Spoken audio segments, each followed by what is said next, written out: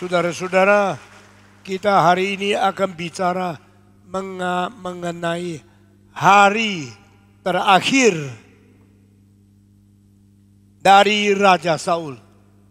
Sesudah itu esoknya dia akan dibunuh. Apakah pengajaran yang kita terima di dalam kitab suci mengenai orang yang pernah diurapi demi nama Tuhan, tapi akhirnya dia buang oleh Tuhan? Sangat menakutkan. Semua ajaran di kitab suci mendidik dari zaman ke zaman seluruh sejarah manusia, khususnya anak-anak Tuhan. Jangan main-main dengan pekerjaan Tuhan. Karena ini adalah ketentuan dan penetapan otoritas tertinggi di seluruh alam semesta. Tidak ada yang melampaui, tidak ada yang bisa rubah, tidak ada yang dikompromikan oleh Tuhan Allah sendiri. Sekarang saya minta hamba Tuhan, pendeta, naik ke atas membaca kitab suci dari pasal ke-28 dari 1 Samuel.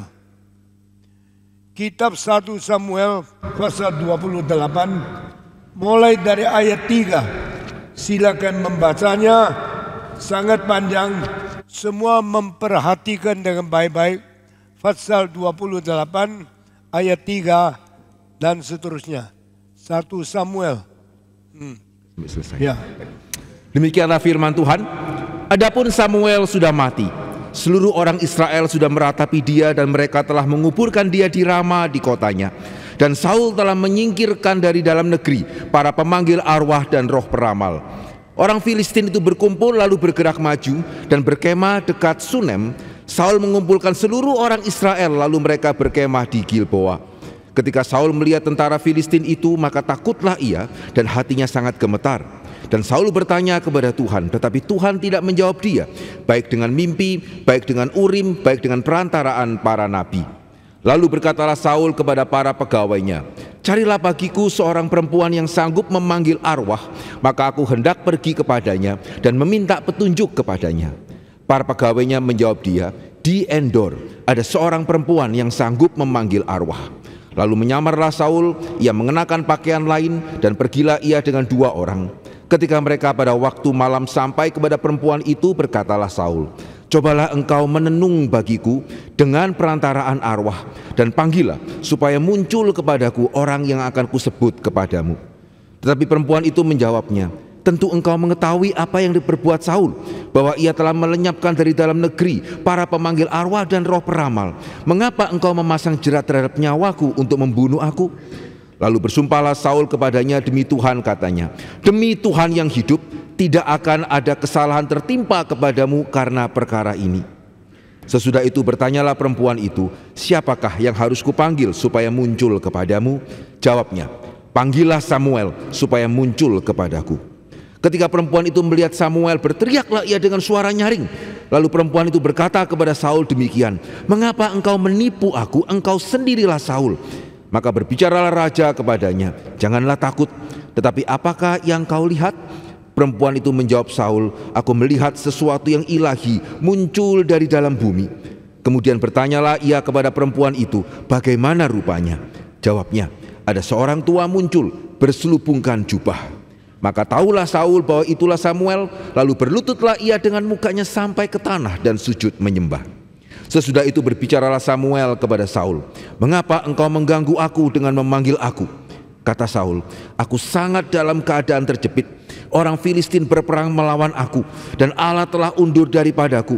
Ia tidak menjawab aku lagi, baik dengan perantaraan nabi maupun dengan mimpi. Sebab itu aku memanggil engkau, supaya engkau memberitahukan kepadaku apa yang harus aku perbuat. Lalu berbicaralah Samuel, mengapa engkau bertanya kepadaku?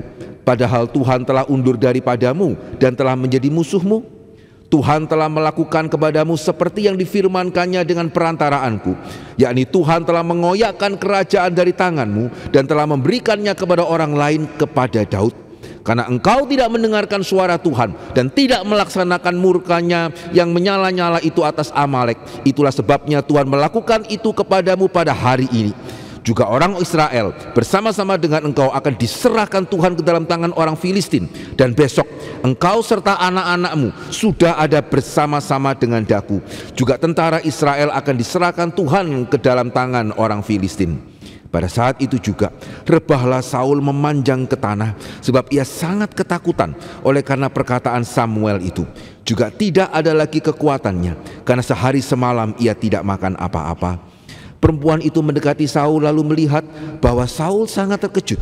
Kemudian berkatalah perempuan itu kepadanya, "Lihat, budakmu ini telah mendengarkan permintaanmu. Aku telah mempertaruhkan nyawaku dan mendengarkan perkataan yang kau katakan kepadaku. Oleh sebab itu, kiranya engkau pun mendengarkan permintaan budakmu itu. Izinkanlah aku menyajikan kepadamu sepotong roti, makanlah, supaya ada kekuatanmu apabila engkau berjalan pula." Tetapi Saul menolak makan dan berkata, "Aku tidak mau makan." Tetapi ketika para pegawainya serta perempuan itu juga mendesak, maka didengarkan nyala permintaan mereka. Lalu bangkitlah ia dari tanah dan duduk di balai-balai. Perempuan itu mempunyai seekor anak lembu tambun di rumahnya. Maka segeralah ia menyembelih itu. Ia mengambil tepung, diremasnya dan dibakarnya menjadi roti yang tidak beragi. Dihidangkan nyala semuanya itu ke depan Saul dan ke depan para pegawainya, lalu mereka makan. Kemudian bangkitlah mereka dan pergi pada malam itu juga. Masih baca lagi pasal ke 30 mulai ayat pertama. 1 Samuel pasal yang ke-30, demikianlah firman Tuhan. Ketika Daud serta orang-orangnya sampai ke Ziklag pada hari yang ketiga, orang Amalek telah menyerbu tanah Negeb dan Ziklag. Ziklag telah dikalahkan oleh mereka dan dibakar habis. Perempuan-perempuan dan semua orang yang ada di sana, tua dan muda, telah ditawan mereka dengan tidak membunuh seorang pun. Mereka menggiring sekaliannya, kemudian meneruskan perjalanannya. Ketika Daud dan orang-orangnya sampai ke kota itu, tampaklah kota itu terbakar habis, dan istri mereka serta anak-anak mereka laki-laki dan perempuan telah ditawan. Lalu menangislah Daud dan rakyat yang bersama-sama dengan dia itu dengan nyaring, sampai mereka tidak kuat lagi menangis. Baca lagi pasal 31 dari permulaan. Pasal 31 ayat yang pertama. Sementara itu orang Filistin berperang melawan orang Israel. Orang-orang Israel melarikan diri dari hadapan orang Filistin, dan banyak yang mati terbunuh di pegunungan Gilboa. Orang Filistin terus mengejar Saul dan anak-anaknya dan menewaskan Yonatan, Abinadab, Malkisusa, anak-anak Saul. Kemudian makin beratlah pertempuran itu bagi Saul. Para pemanah menjumpainya dan melukainya dengan parah. Lalu berkatalah Saul kepada pembawa senjatanya, "Hunuslah pedangmu dan tikamlah aku, supaya jangan datang orang-orang yang tidak bersunat itu menikam aku dan memperlakukan aku sebagai permainan." Tetapi pembawa senjatanya tidak mau, karena ia sangat segan. Kemudian Saul mengambil pedang itu dan menjatuhkan dirinya ke atasnya. Ketika pembawa senjatanya melihat bahwa Saul telah mati, ia pun menjatuhkan dirinya ke atas pedangnya, lalu mati bersama-sama dengan Saul. Jadi Saul, ketiga anaknya, dan pembawa senjatanya, dan seluruh tentaranya sama-sama mati pada hari itu. Ketika dilihat orang-orang Israel yang di seberang lembah dan yang di seberang sungai Yordan, bahwa tentara Israel telah melarikan diri, dan bahwa Saul serta anak-anaknya sudah mati, maka mereka meninggalkan kota-kota mereka lalu melarikan diri juga. Kemudian datanglah orang Filistin dan menetap di sana. Ketika keesokan harinya orang Filistin datang merampasi orang-orang yang mati terbunuh itu, didapati mereka Saul dan ketiga anaknya tergelimpang di pegunungan Gilboa. Demikianlah pemberitaan firman Tuhan. Hari ini pembacaan kitab suci sangat panjang. Karena inilah cerita seluruhnya apakah yang terjadi pada hari terakhir seorang yang dibuang oleh Tuhan. Saya sudah pernah berkhotbah mengapa Tuhan membuang Saul. Kira-kira 1 bulan yang lalu. Why God forsake Saul. Pernah dipilih, pernah diurapi, pernah ditumpang tangan oleh Samuel, hamba Tuhan yang setia satu zaman itu. Tetapi akhirnya Tuhan membuang dia. Ini merupakan satu peringatan yang penting. Jangan ada orang Kristen yang sombong. Saya anak Tuhan. Saya diurapi Tuhan. Saya dipanggil Tuhan. Jikalau satu hari Tuhan membuang kamu, jangan mempersalahkan Tuhan. Tuhan tak pernah bersalah. Semua kesalahan dari manusia yang menyimpang, yang meninggalkan Tuhan tanpa kesadaran sungguh-sungguh. Saudara-saudara, hari terakhir sebelum Saul mati, dia gemetar karena dia melihat tentara Filistin berbanyak-banyak yang keliling di gunung sebelah sana. Sedangkan dia punya tentara jauh lebih sedikit. Orang yang gagah perkasa, orang yang paling tinggi di antara Israel, orang yang paling ganteng yang dipilih oleh umat manusia. Ternyata seorang pengecut, seorang yang tidak berani, seorang yang gentar melihat musuh yang besar. Saudara-saudara, bukankah kita anak-anak Tuhan? Bukankah Tuhan kita lebih besar dari siapapun ilah-ilah di tengah-tengah bangsa-bangsa yang lain? Kenapa anak-anak Tuhan akhirnya menjadi penakut, menjadi orang gemetar melihat musuh? Hanya karena musuh lebih banyak dibanding dengan tentara kita sendiri. Ini dicatat oleh kitab. Saya minta saudara perhatikan kalimat di bawah ini. Tuhan tidak membela umatnya hanya karena mereka percaya kepada Dia. Tuhan yang benar hanya membela kebenaran. Tuhan yang adil hanya membela keadilan. Tuhan yang mempunyai karakter tertinggi, suci, hanya membela orang yang hidup suci. Jangan kira saya milik Tuhan. Saya sudah dibaptis. Saya orang Kristen. Maka Tuhan pasti memihak saya. Ini ajaran salah. Meskipun engkau orang Kristen, engkau mempunyai kitab buku Kristen, kitab suci. Tapi ketahuilah, Tuhanmu bukan Tuhan memihak orang sendiri. Sekarang banyak orang memihak bangsa sendiri, memihak penduduk sendiri, memihak anak sendiri. Ini bukan sifat Tuhan. Tuhan tidak membela keluarga. Tuhan tidak membela anak. Tuhan tidak membela umat yang menjadi orang mengikut Tuhan. Saudara-saudara, sekali lagi, Tuhan membela kebenaran. Tuhan membela keadilan. Tuhan membela kesucian. Jangan karena engkau orang Tionghoa, semua orang Tionghoa semua betul. Tidak. Jangan karena engkau Kristen, semua orang Kristen bilang, tidak boleh. Jangan karena engkau orang Reform, semua engkau Reform pasti tidak salah. Tidak benar. Allah kita membela kebenaran, membela keadilan, membela cinta kasih, membela kesucian, lebih daripada membela umat yang percaya kepada Dia.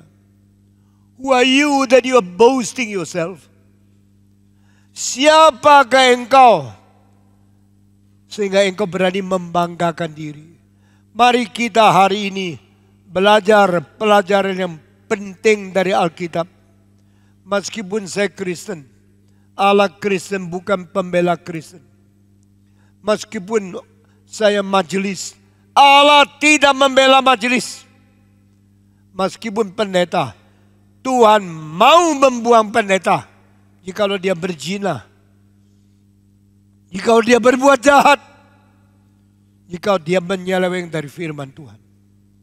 Semua orang Kristen mengerti prinsip ini, maka engkau tidak mungkin salah engkau akan memelihara dirimu di dalam keadilan, di dalam kesucian, di dalam kebenaran Tuhan. Bukan menyembunyikan dirimu di belakang pakaianmu yang munafik, baru kelihatan suci masuk gereja.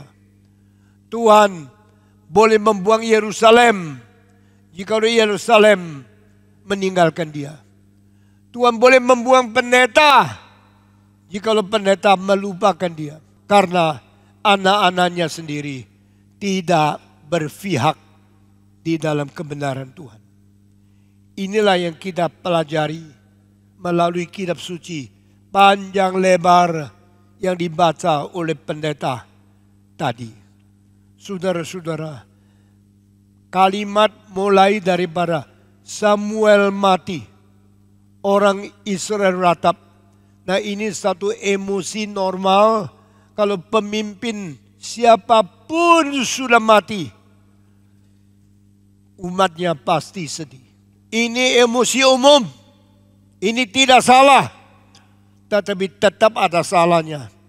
Ada orang yang patut dinangisi, ada orang yang tidak patut. Waktu kedua anak Harun mati, diberikan api dari surga, hanguskan dua imam itu. Hari itu keluarga Harun sedih. Keluarga Harun nangis. Musa datang berkata, Harun, demikian firman Tuhan, tak boleh nangisi mati anakmu. Wah, kejam ya. Orang yang anaknya mati, papanya tak boleh nangis. Kenapa? Ini perintah Tuhan. Nangisilah dosanya. Jangan nangisi matinya. Saya sangat tergerak. Saya mulai menemukan inilah bedanya kitab suci sama kitab agama yang lain. Inilah bedanya emosi Tuhan dari emosi orang-orang pemimpin agama yang lain. You are not weeping because the death of your family. You are not grief simply because your child are taken away. Kalau anakmu tabrak, kalau anakmu mati, engkau nangis. Sepatutnya, seharusnya, itu adalah sewajarnya. Tapi kita bilang tidak. Jangan nangisi anakmu yang mati. Karena yang bikin dia mati saya. Saya melakukan hukuman. Dia harus mati. Dan tidak boleh nangis.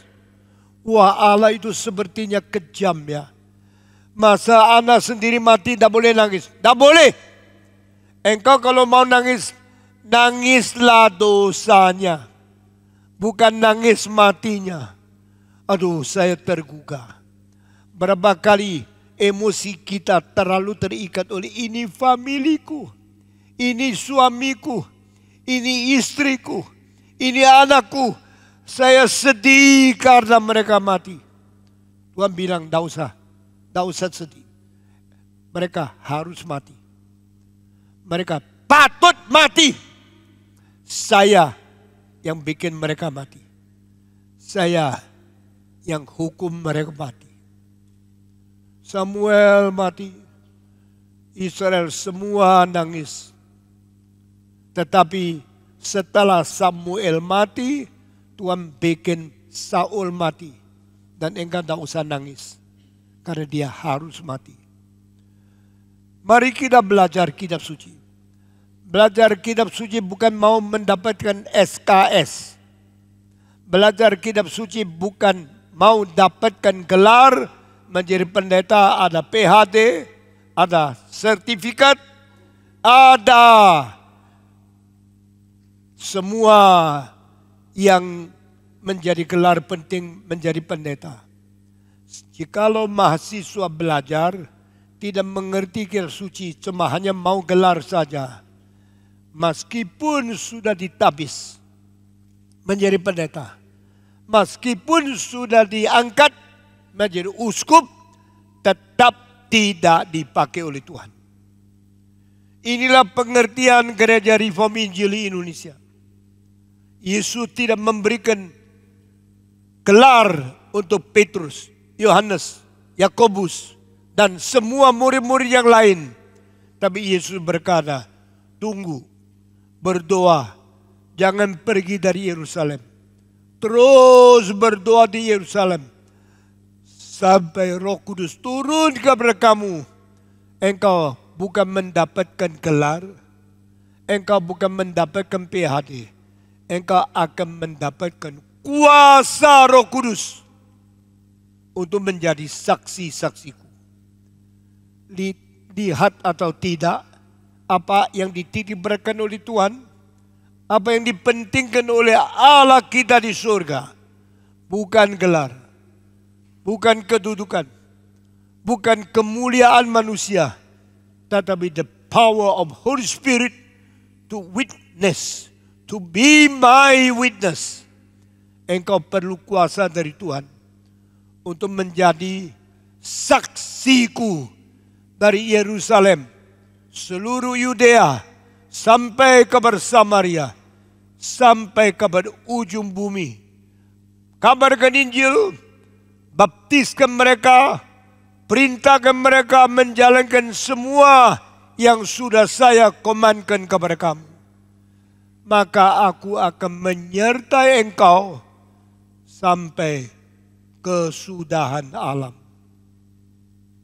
Hari terakhir itu, Saul seperti biasa, cuci muka, sisir rambut, pakai baju, bawa ratusan prajurit mendukung dia. Kenapa? Karena dia seorang yang gagah perkasa secara postur, secara badannya lebih tinggi dari orang lain. Tapi secara dia punya hati nurani, dia seorang pengecut. Luar gagah tidak penting, hati berani lebih penting.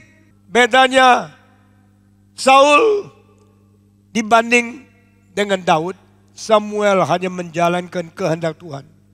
Lalu orang Israel pikir yang patut menjadi raja adalah Saul. Tapi Tuhan bilang tidak. Yang sebenarnya patut menjadi raja adalah Daud yang kecil. Yang besar penuh ketakutan.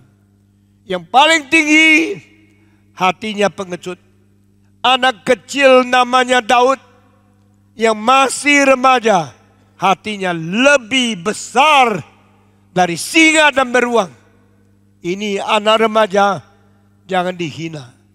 Di dalam gereja saya minta orang-orang dewasa, tua-tua, majelis-majelis, jangan mengabaikan anak remaja. Semua yang menjadi pemimpin di GRI, jangan hanya melihat siapa kaya, siapa hebat, siapa berkuasa di masyarakat. Lihatlah remaja siapa yang berpotensi, remaja siapa yang beriman besar, besok akan dipakai oleh Tuhan. Do not look up only for the rich man, only for the experienced person, for the high degree personnel. Jangan mementingkan orang yang degree tinggi, kekayaan besar, kedudukan penting di masyarakat. Di Indonesia banyak menteri yang tinggi, banyak konglomerat yang kaya. Di hadapan Tuhan itu tidak penting. Di hadapan Tuhan, di gereja ada remaja-remaja umur 15, 13, 18 yang potensi besar, yang beriman kuat, yang berani melawan setan, meskipun sekarang masih sekolah minggu, masih di persekutuan remaja. Jangan hina mereka. Karena Daud yang dianggap kecil, akhirnya menjadi raja yang perkasa di mata Tuhan. Saul yang paling besar, paling tinggi, hari terakhir ternyata pengecut yang gemetar. Karena dia orang Filistin, banyak yang di gunung seberang sana. Sebenarnya dia sendiri melihat sekitarnya ratusan, dia ketakutan. Tidak lama lagi semua ini dibunuh. Orang Filistin datang menjajah kita. Israel akan hanyut. Negara Israel, bangsa Israel akan dikalahkan. Dia gemetar. Samuel mati. Dia menjadi gemetar. Kenapa Samuel mati? Saul menjadi gemetar. Karena tidak ada backing lagi. Sekarang banyak pendeta, backingnya orang kaya. Saya kasih tahu besok akan dibuang oleh Tuhan. Saya kasih tahu, jangan main-main sama Tuhan. Meskipun pernah ditabis seperti Saul, pernah diurapi oleh Samuel, tetapi akhirnya Samuel bisa mati dan engkau akan tersendiri. Alkitab mengatakan Samuel mati, Saul gemetar. Saul tidak tahu mau tanya siapa lagi. Karena backingnya sudah tidak ada. Yang mentabiskan dia sudah mati. Dia tidak tahu mau sandar kabar apa. Lalu dia datang kepada Tuhan. Tuhan, hari depan saya bagaimana? Tuhan diam. Tuhan tidak jawab dia. Dia datang kepada Nabi. Nabi diam. Tidak bicara sama dia. Dia minta imam pakai urin dan tuming untuk memberitahu dia kehendak Tuhan bagaimana. Tidak ada jawaban. Di sini terbentur, di sana terbentur, di Nabi tidak dijawab. Datang kepada Tuhan, Tuhan tidak memberi jawaban. Akhirnya dia buntu kanan kiri, terbentur kiri kanan. Dia akhirnya tak tahu mau bagaimana. Sekarang yang dia hadapi Filistin yang tentara 5 kali lebih besar dari dia. Dia menghadapi hari depan yang tidak ada kepastian. Besok masih hidupkah? Tak tahu. Dan dia akhirnya pergi ke Endor. Satu tempat yang sangat jauh dari Yerusalem. Karena apa? Karena di situ orang tak tahu dia buat apa. Seorang kalau sudah tidak tahu apa yang harus dilakukan, dia mau menyembunyikan diri. Dia mau mempura-pura samar-samar supaya orang tidak tahu dia berbuat apa. Saul datang ke Endor, tempat yang jauh dari Yerusalem, supaya rakyat tidak tahu apa yang dia kerjakan, supaya orang tidak tahu apa rahasia yang dia miliki. Dia sekarang mau kerjakan sesuatu yang melawan kehendak Tuhan. Tidak mau diketahui oleh orang lain. Tidak mau menyatakan statusnya yang asli. Dia ganti pakaian. Tanggalkan pakaian raja. Pakai dengan pakaian rakyat. Kain sederhana. Kain bangsa rendah. Dia pergi. Dia tanya sama bawahnya.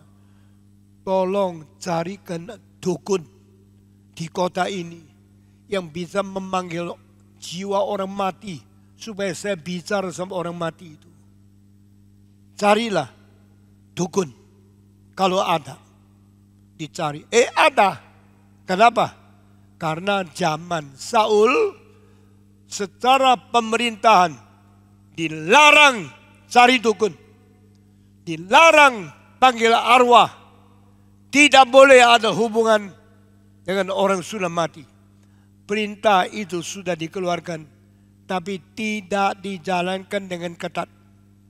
Seperti sekarang pemerintah memberikan perintah, tapi tidak dijalankan. Demikian zamannya Saul melarang pemanggil arwah. Zamannya Saul tidak mengizinkan dukun cari jiwa orang yang sudah mati. Tetapi masih ada di Endor, seorang tua perempuan mempunyai kuasa panggil orang mati keluar. Yang cilaka kali ini, yang suruh dia panggil orang mati adalah Saul sendiri. Yang dulu perintah tidak boleh ada orang dukun. Tapi dia tahu. Dia ketahuan, dia takut orang tahu dia melanggar hukum yang dia bikin sendiri. dia ganti baju, dia pura-pura pakai pakaian biasa, pergi ke Endor, pergi ke perempuan itu dan berkata, tolong carikan arwah orang mati, saya mau bicara sama dia. Perempuan tua itu tidak tahu ini Saul. Dia kalau tahu dia pasti tidak mau. Karena Saul sudah perintahkan, tidak boleh ada dukun yang memanggil orang arwah. Dia takut dibunuh. Maka dia bilang, siapa engkau? Oh, saya orang biasa. Engkau mau apa? Saya datang kepadamu, minta engkau panggil arwah yang sudah mati. Engkau mau bicara sama orang yang sudah mati? Yang mana? Orang mati yang mana? Yang mau panggil? Samuel. Oh, engkau memanggil orang besar yang sudah mati? Dukun ini tahu dia tidak berhak. Karena Samuel orang Tuhan. Samuel orang beriman. Samuel hamba Tuhan. Bukan di dalam kuasa dia. Dia tidak berhak memanggil Samuel. Itu sebab banyak teolog, banyak pendeta di seluruh dunia menjelaskan kitab suci bagian ini mengadakan yang muncul bukan Samuel asli. Itu pasti setan pura-pura mengganti, peran seperti Samuel untuk menipu orang dunia. Banyak pendeta berpendapat seperti termasuk saya. Waktu saya muda, kira-kira 15 tahun, saya menjawab pertanyaan ini Samuel palsu. Saya sendiri pernah tafsirkan yang muncul ini Samuel palsu. Sehingga apa yang dia katakan tidak benar. Karena dia bilang Saul akan mati, akan pergi ke tempat bersama-sama dengan Samuel. Padahal Samuel orang milik Tuhan. Saul orang yang binasa. Dan mungkin satu tempat. Saya menjawab pertanyaan kira-kira 15 tahun. Dengan argumen teologi 7 macam. Sampai pada satu hari saya membaca satu makalah yang ditulis oleh seorang teolog dari Skotlandia. Namanya John Murray. Dan John Murray mengatakan ini Samuel asli. Saya kaget. Lalu saya terus baca makalah itu. Kenapa orang reform, teolog yang begitu besar, mengatakan ini Samuel asli? Di dalam menemukan satu argumen.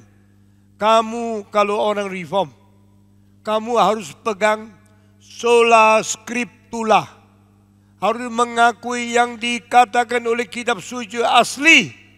Dan mungkin Tuhan menipu. Dan mungkin Tuhan memalsukan. Dan mungkin Tuhan mengizinkan setan memalsukan Samuel. Alkitab mengatakan Samuel keluar. Yaitu Samuel keluar. Bukan orang lain. Bukan setan. Bukan penipu. Bukan pemalsuan daripada iblis. Yang pura-pura menjadi Samuel. Karena berkali-kali pasal ini mengatakan Samuel, Samuel, Samuel. Ini firman Tuhan. Beranikah engkau melawan? Setelah saya baca makalah itu, saya lutut, saya bertobat minta Tuhan ampuni saya. Mulai hari itu sampai sekarang, kira-kira 55 tahun, saya menjelaskan ini Samuel asli. Saya tinggalkan pikiran yang salah, saya bertobat kembali kepada Tuhan.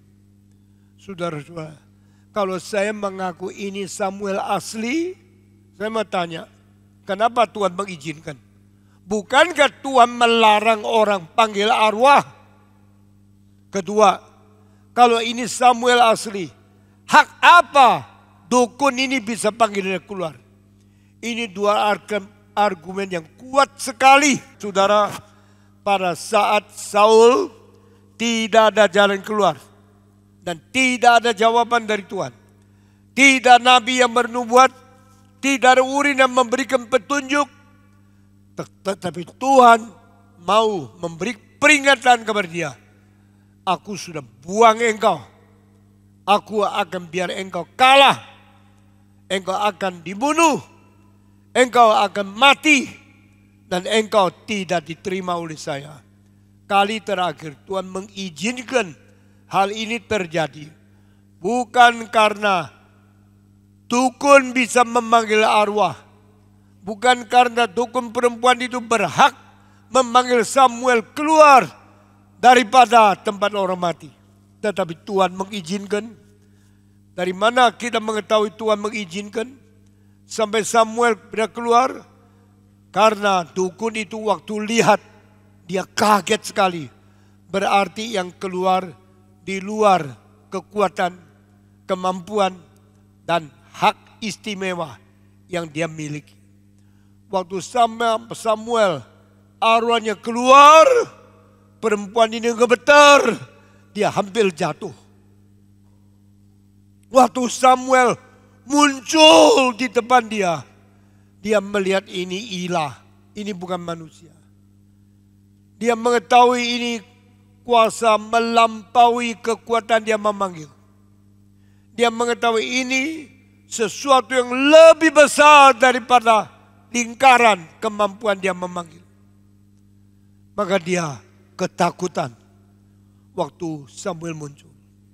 Inilah membuktikan Allah yang mengizinkan Samuel muncul. Allah lebih besar kuasa dari setan. Allah lebih besar kuasa dari dukun. Allah lebih besar kuasa dari manusia. Allah mengizinkan Samuel yang sudah mati muncul bicara kepada orang yang hidup hanya satu kali. The only time happened like this. The dead come up and speak the word of God to the living ones.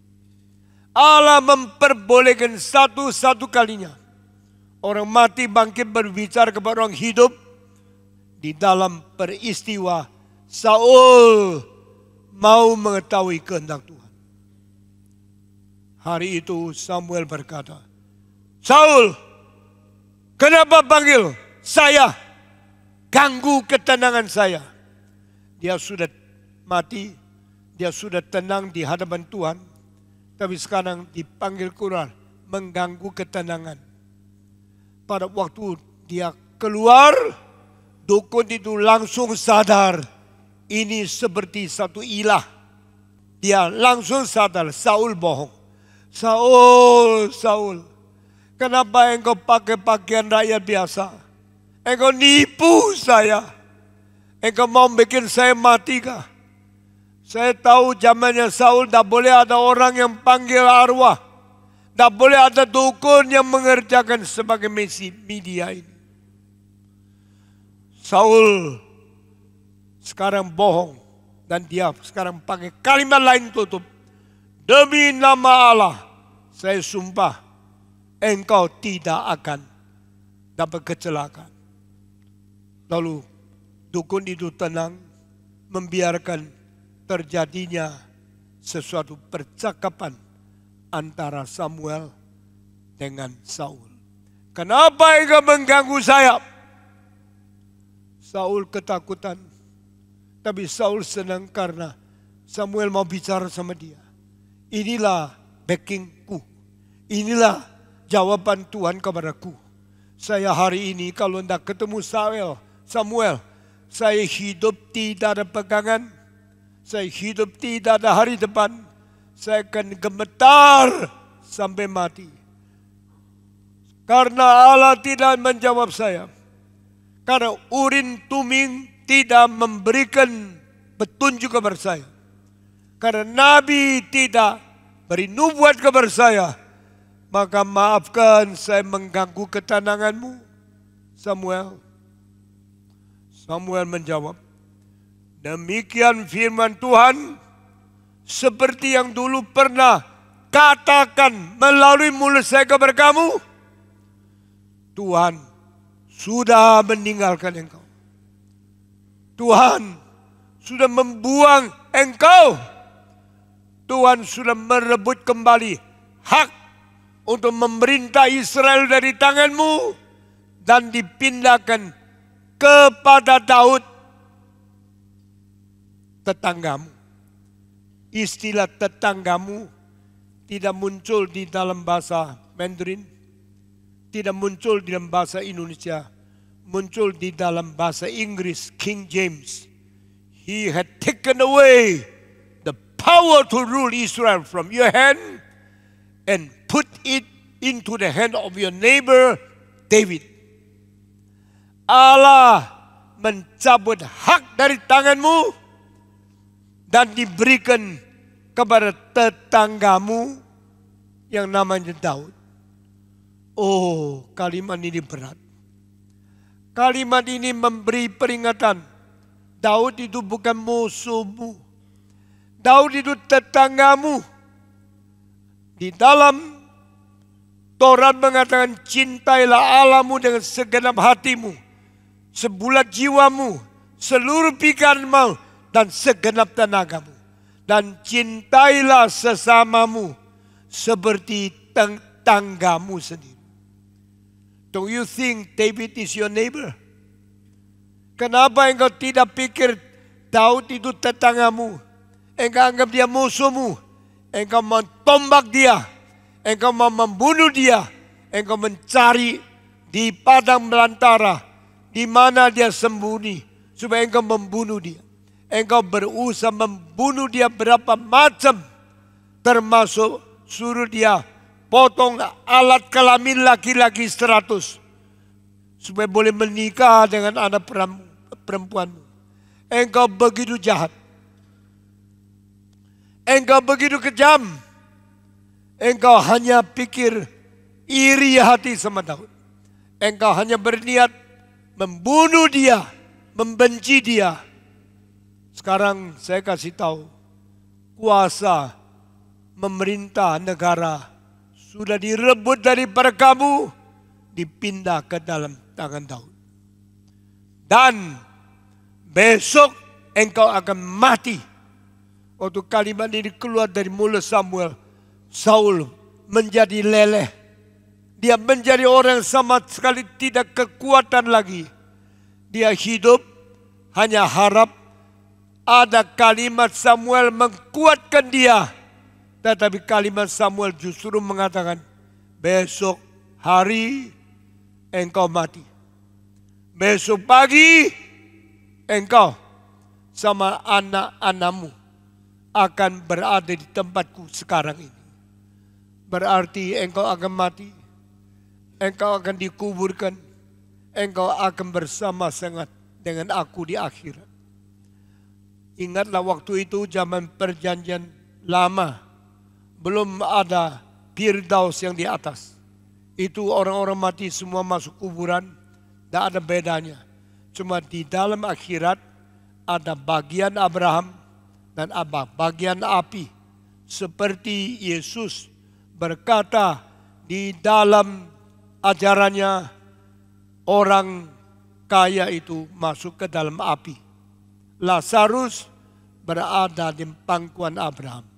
Sehingga sana tidak bisa datang ke sini.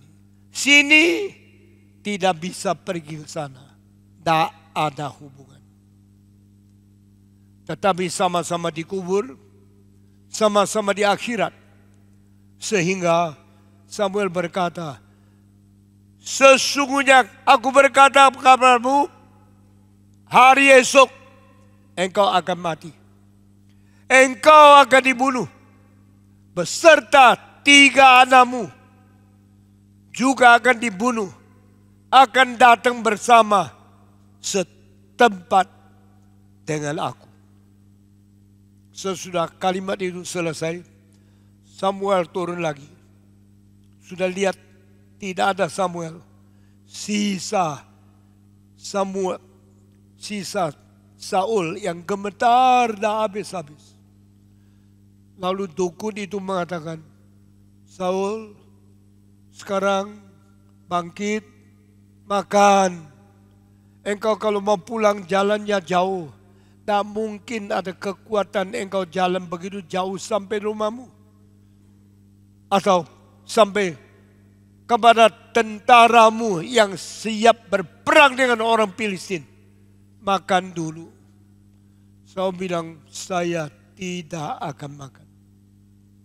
memang dia tidak bisa makan. Sudah tahu besok akan mati. Hari ini mau makan apa? Buat apa makan? Besok akan dibunuh. I do not eat. Today I will not eat anything. Saya tidak akan makan apapun hari ini. Tetapi dukun itu tak berani. Dia sekarang tahu yang datang rumahnya raja. Harus baik-baik menghadapi dia. Ini Raja Saul, pemerintah tertinggi. Manusia yang paling pangkat tinggi. Manusia yang paling berwibawa. Yang paling mulia. Yang paling berkuasa di seluruh negara. Ternyata dukun itu kaya. Di rumahnya ada satu lembu yang sangat gemuk, yang sangat besar. Itu kalau dijual pasti jutaan rupiah. Dia mengatakan, potonglah lembu itu, bikin hidangan besar, suruh Raja Saul makan. Mereka semua bersedia, mereka semua potong lembu, suruh koki masak, lalu siapkan makanan. Terus menerus nasihatkan, Saul makan, Saul makan. Tidak, saya tidak makan. Tidak, saya tidak makan. Makanlah, makan. Akhirnya mereka berhasil mentaklukkan Saul. Makan sebelum dia pulang. Sesudah habis makan, Saul dapat kekuatan. Dia pamitan dengan dukun ini. Dia pergi ke tempat tentara dia. Ini malam terakhir. Saya mau tanya, malam itu bisa tidur enggak? Saya percaya Saul tidak bisa tidur. Dia akan terus mikir, berapa jam lagi saya mati. Matahari terbit, saya terbenam. Kalau saya buka mata lagi, saya akan melihat tentara Filistin yang begitu menakutkan. Saya akan melihat tentara Israel yang begitu lemah. Tak mungkin menang. Dia terus menangis. Dia terus mengeluh. Dia cari Tuhan, tidak jawab. Dia cari Samuel, tidak datang lagi. Dia tunggu Nabi, tidak datang. Dia minta jawaban urin, tidak ada. Dia hanya setiap detik menunggu ajalnya. Saudara-saudara, Alkitab berkata, kalau engkau mengenal seseorang, bukan yang lain, perhatikan hari terakhirnya bagaimana. Kita mengenal ada orang kaya, ada konglomerat, ada pendeta besar di Indonesia. Jangan kira engkau sudah kenal dia. Kenallah dia hari terakhirnya. Saudara-saudara, ada pendeta yang 30 tahun lain besar sekali. Hari ini tidak ada orang mendengar khotbahnya. Ada pendeta yang hari ini sedang memuncak. Banyak orang menjadi pengikut dia. Saya kasih tahu, tidak tahu 20 tahun lagi jadi apa. Engkau kenal Stephen Tong. Hati-hati melihat Stephen Tong hari terakhir bagaimana. Engkau mengenal Saul Raja. Sekarang lihatlah hari terakhir bagaimana. Filistin di gunung sana. Israel di gunung sini. Hadap menghadap puluhan ribu sama berapa ratus orang. Terakhir hari itu Saul berdiri melihat seberang sana gunung ribuan orang Filistin. Dia lagi kanan kiri dia. Orang Israel yang berapa ratus. Dia gemetar. Dia hampir semaput. Dan Alkitab mengatakan Israel melihat begitu banyak orang Filistin. Mereka langsung gentar. Takut melarikan diri. Dan Alkitab mengatakan Tuhan menaruh tentara Israel di bawah tangan tentara Filistin. Tuhan kenapa tidak membela umatnya? Kenapa Tuhan tidak membela bangsanya? Sebelum khotbah tadi, saya sudah mengatakan Allah tidak membela orang Kristen. Allah tidak membela umatnya. Allah membela kebenaran. Allah membela keadilan. Allah membela kesucian. Bukan berarti orang Filistin suci, benar. Tetapi orang Israel yang menjadi umat Tuhan sudah tidak suci, tidak adil, tidak benar. Tuhan buang mereka. Kenapa musuh gereja menang? Orang Kristen sendiri meninggalkan prinsip Kristus, meninggalkan sifat ilahi. Akhirnya Israel kalah, dibunuh habis, melarikan diri, dan akhirnya tombak dari orang Filistin diluncurkan kena tubuhnya Saul. Saul jatuh. Setelah Saul jatuh, Saul belum mati karena belum kena jantungnya, sehingga dia belum putus napas. Dia masih menderita sengsara di dalam rebahnya dia. Dia lihat ada seorang prajurit pinggir.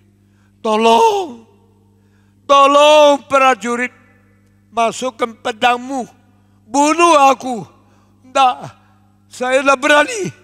Kamu rajaku, kamu diurapi oleh Tuhan. Saya mana berani membunuh raja. Tidak berani. Maka Saul melihat ada tombak di pinggirnya. Dia langsung jatuhkan tubuhnya, kena tombak. Tombak sendiri menusuk diri. Darah mencerot keluar. Dia mati di situ. Dia mati bukan ditusuk orang lain. Dia mati sudah kena tombak musuh, ditambah dengan rebah untuk membunuh diri di sana. Selesailah hidup berpuluh-puluh tahun dari seorang raja yang menghina Tuhan, yang tidak mau ikut Tuhan, membunuh habis seorang Amalek, seorang yang menyimpan lembu untuk diri, melawan Tuhan, yang kurang ajar, tidak taat kepada Allah semesta. Seorang akhirnya dibuang oleh Tuhan, dan dia bukan saja sendiri mati, anaknya 3. Pertama mati, kedua mati, ketiga mati, semua di pinggir dia. Tuhan mengizinkan dia yang kena tombak belum mati, tetapi matanya melihat anaknya yang dia cintai satu-satu mati di pinggirnya. Dia sedih, dia susah, dia mengeluh, dia menangis. Tapi Tuhan tidak menjawab. Saudara, jangan menjadi orang Kristen yang dibuang oleh Tuhan. Jangan menjadi anak Tuhan yang akhirnya Tuhan tidak mau engkau lagi. Lihatlah orang yang berani melawan Tuhan, orang yang menganggap diri hebat, orang yang backingnya bukan Allah, akhirnya mati begitu sengsara. Yang ikut mati termasuk anaknya yang begitu baik, anak yang takut Tuhan, tetapi kecelakaan ayah kena kepada anaknya sendiri. Anak yang terbaik daripada Saul, Yonatan, yang sangat mencintai Daud. Yang Daud puji, cintamu kepadaku melampaui cinta wanita kepada saya. Orang laki-laki yang menghargai orang laki-laki, yang mencintai laki-laki yang lain, saya kira di dalam sejarah tidak ada melampaui cinta Yonatan kepada Daud. Jangan kira itu homoseks. Jangan sembarang menuduh orang lain. Ada cinta laki kepada laki yang suci, yang Tuhan berkenan. Itu sebab jangan kita fitnah orang lain. Tuhan tidak akan memberkati. Tetapi Tuhan membiarkan Yonatan mati menjadi satu peringatan Papa yang tidak beres. Kadang-kadang menjatuhkan kecelakaan kepada anak-anak. Biar kita hati-hati menjadi Papa yang cinta Tuhan, sehingga kita diberkati, sehingga anak kita juga tidak dicelakai. Hari ini saya khotbah sampai di sini. Mari kita berdoa. Tuhan, terima kasih sekali lagi ya Tuhan untuk kebenaran Tuhan yang boleh kami dengarkan bersama-sama pada pagi hari ini. Ya Tuhan, biarlah kami tidak bermain-main dengan Allah kami sendiri. Dan jikalau ada di antara kami ya Tuhan yang melakukan hal yang Tuhan tidak berkenan, kiranya Tuhan berkenan untuk menyadarkan kami. Pakailah firman-Mu, pakailah sesama saudara seiman untuk boleh mengingatkan kami ya Tuhan, sehingga kami boleh berbalik dan boleh berbalik dengan sesegera mungkin, memohon pengampunan Tuhan, dan Tuhan boleh mengampuni kami, dan Tuhan boleh kembali mengasihi kami. Terima kasih sekali lagi ya Tuhan. Berdoa juga untuk hamba-Mu ya di dalam yang dia masih harus berkhotbah 2 kali lagi pada hari ini. Kiranya kekuatan yang daripada Tuhan, ya kemampuan daripada Tuhan yang Tuhan boleh anugerahkan kepada dia, dan dia juga boleh menjadi berkat Tuhan di Singapura, sama seperti dia boleh menjadi berkat bagi setiap kami di tempat ini. Terima kasih dalam kerajaan surga, dalam nama Yesus kami berdoa. Amin.